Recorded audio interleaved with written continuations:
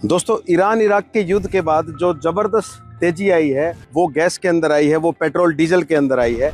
और straight of Hormuz जो बंद हुआ है, वो बंद होने से हमारे देश के सारे रास्ते जो हैं वो तेल के, गैस के, क्रूड ऑयल के पूरे तरीके से बंद हो गए हैं। लेकिन दोस्तों, दो जब कंट्री की वॉर होती है तो वो कंट्री अपने बॉर्डर तो जरूर बंद कर सकती हैं, लेकिन सनलाइट को बंद नहीं कर सकती। और सनलाइट का जो सबसे बड़ा, सबसे पावरफुल सोर्स है वो 2026 का और आने वाले सदी का सबसे बड़ा सोर्स सोलर है, जो आपके सामने है। दोस्तों, ये सोलर इतना बड़ा एक एनर्जी का रिवॉल्यूशन है। एनर्जी का रिवॉल्यूशन इतना बड़ा है कि इस टाइम के अंदर हम बात करें 2020 से लेकर 26 में सबसे बड़ा रिन्यूएबल एनर्जी का जो सोर्स है वो एक सोलर पैनल साबित हुआ है।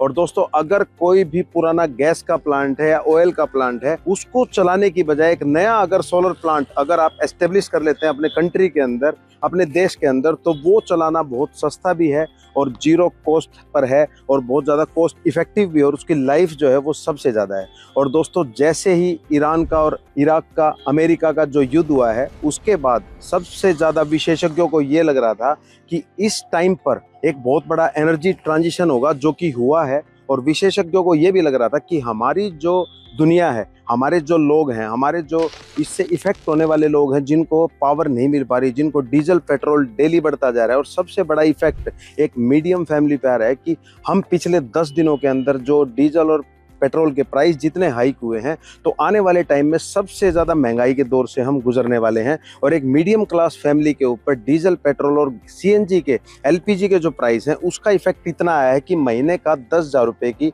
उसकी जो आमदनी से है, उसकी जो जेब से है, वो खर्चा ज़्यादा होने लग गया है।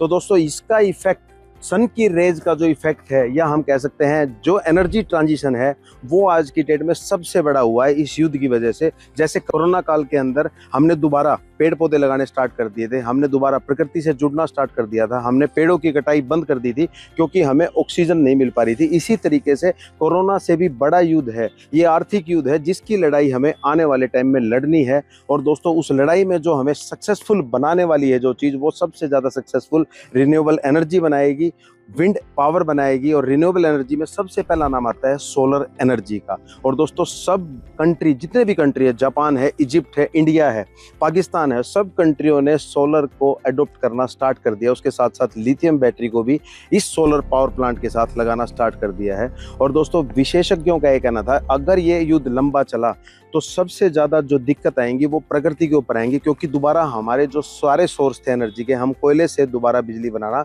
स्टार्ट कर देंगे। लेकिन ये बिल्कुल विशेषज्ञों का दावा बिल्कुल गलत साबित हुआ। पहले ही महीने के अंदर जितनी ज़्यादा क्रूड ऑयल का इंपोर्ट होना चाहिए था, वो बहुत कम इंपोर्ट देखा गया। और हम ये कह सकते हैं वो स्ट्रेट ऑफ हॉर्मुज बंद होने की वजह से क्रूड ऑयल कम आ पाया। चाइना ने क्रूड ऑयल का यूज़ कम से कम कर दिया है, क्योंकि वो रिन्यूएबल एनर्जी के ऊपर, ईवी व्हीकल्स के ऊपर, विंड एनर्जी के ऊपर दोबारा से और अच्छे तरीके से शिफ्ट हो गया है। और दोस्तों, हमने सबसे अच्छा कदम ये देखा कि हम दोबारा कोयले का यूज़ नहीं कर रहे हैं, हम फिर से रिन्यूएबल एनर्जी के ऊपर हम बहुत ज़्यादा विश्वास कर रहे हैं, जो कि एक अच्छा भी है, सस्ता भी है और बेहतर भी है। और दोस्तों, सबसे बड़ी दिक्कत आने वाले टाइम में ये भी होने वाली है कि हमारी जो डिस्कॉम डिपार्टमेंट है वो टीओडी को अप्लाई करने वाला है। टीओडी का मतलब है time of the day. Time of the day का मतलब ये है कि दिन के टाइम में बिजली है वो सस्ती होगी और रात के टाइम पे है वो बिजली महंगी होगी। तो हमें आने वाले टाइम के अंदर ईवी के साथ साथ हमें इस सोलर पैनल के अंदर हमें विंड एनर्जी के साथ भी इसको अटैच और इसको कोलैबोरेट करना पड़ेगा। और साथ के साथ हमें लिथियम पर भी बहुत ज़्यादा डिपेंड होना पड़ेगा।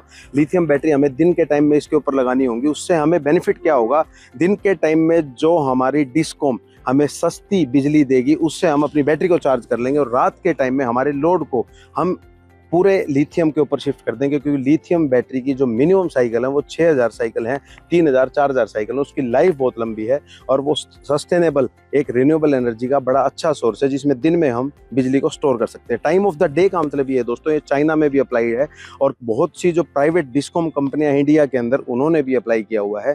दिन के टाइम में कंज्यूमर को बिजली सस्ती मिलेगी, क्योंकि दिन के टाइम में सन होता है और दिन के टाइम में एनर्जी का जो कंजम्पशन है वो बहुत कम होता है। बहुत से लोग अपनी गाड़ियों में होते हैं, बहुत से लोग ट्रैफिक पे, बहुत से लोग रोड के ऊपर होते हैं और बहुत से लोग फील्ड के अंदर होते हैं। रात को जब सब लोग अपने घर पर जाते हैं उस टाइम पे सब एसी ऑन हो जाते हैं और एनर्जी की कंजम्पशन रात के टाइम पे, गर्मी के टाइम में बहुत ज़्यादा बढ़ जाती है।